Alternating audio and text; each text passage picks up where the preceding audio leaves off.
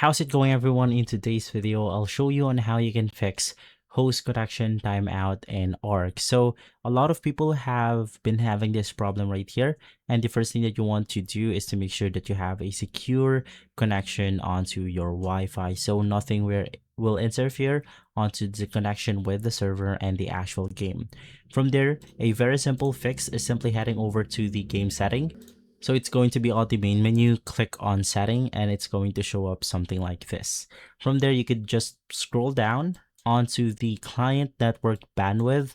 And basically, generally for most gamers or people out there, setting this specific option to low, which is going to be 14 kbps or kilobytes per second, will basically go ahead and fix this specific problem. So you could try setting it that way and then see if it is fixed. And I also suggest repairing the game files integrity for your game right here. So navigate through Steam, right click on it, click properties, installed files, and then select the verify integrity of game files. And so guys, if this video has been helpful, leave a like, subscribe, and follow us for more videos like this. Thanks for watching.